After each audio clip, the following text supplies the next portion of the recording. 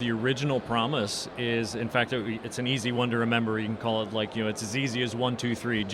Genesis 12:3 is the promise, where God says to Abraham, "I want to make a covenant with you. I want to be your God. I'm going to multiply your descendants, and I'm going to give you this piece of land forever."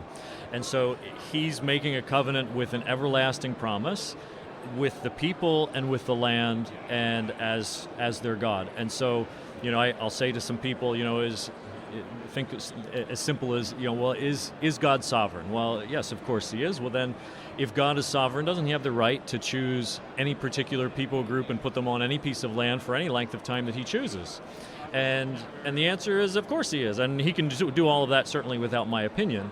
And so in my mind, it isn't even so much about the Jewish people as it is about a sovereign God who has chosen a people to demonstrate what His character is like. So if God would have chosen the Peruvian people, I would want to have a heart for the Peruvian people, because God had chosen it. We are connected to Him, and He's just simply using Israel to demonstrate His faithfulness. And you bring up a great point in terms of that covenant faithfulness, because if God is able to keep His covenant and fulfill down to the word and down to the letter of keeping His promises to a particular people group over thousands of years, then He's able to keep his promises to you and I. And when you could stand up in any church and say, "Hey, do you believe that God keeps His promises?" And everybody will be like, "Yeah, we love you. Of course He does. God keeps His promises." Well, God's made some promises to Abraham, Isaac, and Jacob and their family.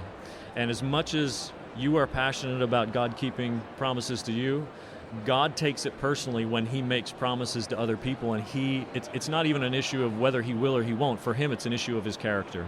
Yep. And this is what He's going to do to demonstrate to the rest of the world what He's like.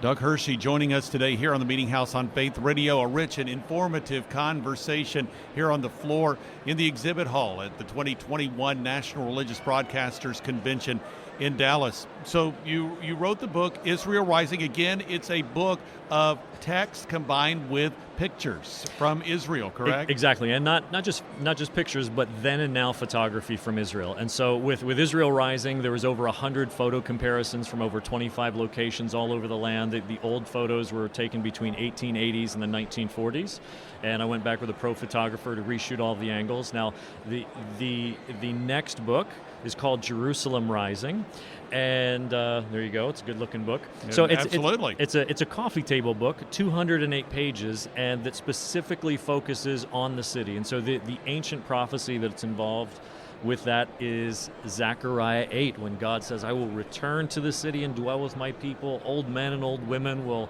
find safety, in the rest and safety in the streets. Children will be playing, and the nations will start flooding to Jerusalem." And we're starting to see the very beginning process of that. And so what I did with this is I wanted to find the oldest photos of Jerusalem ever taken that go back to 1844. Wow. Mm-hmm. And so those were actually just recently published by the Smithsonian in 2014. So people are just kind of learning about this. And so what myself and the photographer Ed and Ram, phenomenal Israeli photographer, we recreated the oldest photos of Jerusalem for the first time ever. And so in the book you'll see photos from 1844 to 2019. That's a 175-year span between the old photo and the new photo. And so I'm not sure. It very well may be the longest span of time between an old photo and a new photo that's ever been done. And we did it with Jerusalem because Ezekiel 5:5 says that Jerusalem is the center of the world, that God has placed it in the center of the nations. And there's so many special things that are unique about this city.